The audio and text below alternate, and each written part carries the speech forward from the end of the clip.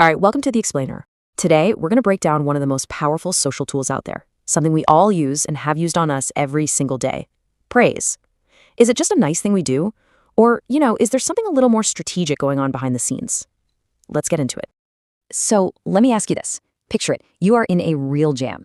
You've got this urgent task, a deadline is breathing down your neck, and you absolutely positively need someone's help. You need them to say yes, and you need it right now. How do you make sure you get it? Well, according to our source material, there is a specific tool that savvy people use to kind of navigate these tricky situations and to get ahead. It's a technique that, let's be honest, works pretty darn well. Meanwhile, people who are maybe a little too honest sometimes find themselves falling behind. And what is that tool? It's flattery, or in Hindi, tarif. Now, we're not just talking about a simple off-the-cuff compliment here. No, we're talking about praise that's used as a deliberate, strategic tool, something you use to influence people, to manage a situation, and ultimately to get what you want. Our source for this, Ritu Ki Diary, just puts it perfectly. They say using praise makes it easier to pave the way, It just smooths out those difficult paths and can turn a potential no into a very willing yes. Okay, so that really brings us to the big question, right? Why does this work so well? What is happening on a psychological level that makes a few carefully chosen words so incredibly powerful?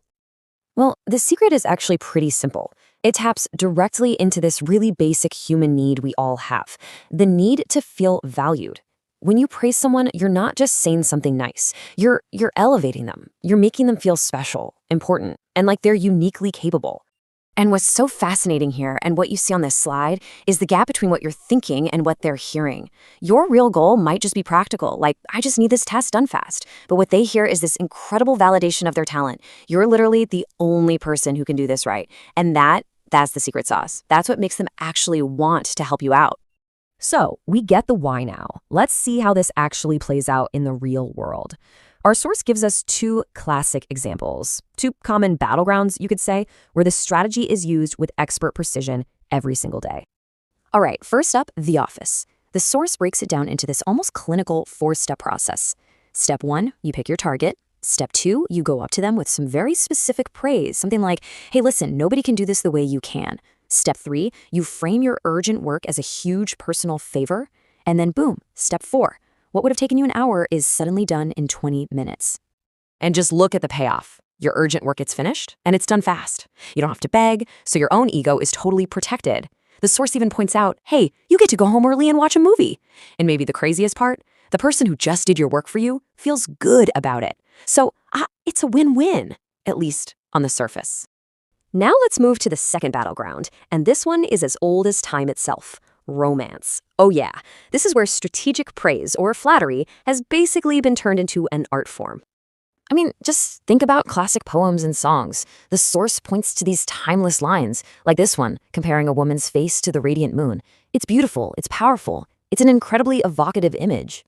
Or how about this one, comparing her lips to rose petals? See, this kind of language, it isn't just descriptive. It's designed to make the other person feel completely and utterly unique and cherished. It's basically a key that can unlock affection. But here's where the source makes a really sharp observation. Have you ever noticed that these grand, sweeping poems, these really flowery compliments, are almost always written about women by men? It points to a very specific dynamic where this tool has been traditionally used. And this is where things get a little darker. The source imagines what that same person might say to his friends the very next day. It's not, I met this amazing person. No, it's a phrase that basically translates to, I caught a fish today. It totally reframes that beautiful, romantic praise as a hunter's tactic, turning a person into a prize that you've won. So this really brings us to the heart of it all, doesn't it? After seeing how this tool works in both our professional and our personal lives, we kind of have to ask ourselves, what are the ethics here? Because here's the crucial point. This isn't some rare, sneaky tactic used by just a few people. The source is very clear about this. Just look around you, in the office, at home, in your own neighborhood. Everybody to some degree or another uses this technique. It's a fundamental part of how we interact with each other. And in the end, the source, Ritu Ki Diary, doesn't really give a final judgment. Instead, it offers this simple but really powerful observation. I don't know if this is right or wrong, but people use it. It's not about saying it's good or bad. It's about just recognizing that this is how the world often works. And that's really what we want to leave you with. Where do you draw the line? When does a powerful social tool that makes life a bit easier cross over into just simple, self-serving manipulation? Is it all about your intent, or is it about the outcome? Definitely something to think about. Thanks for watching.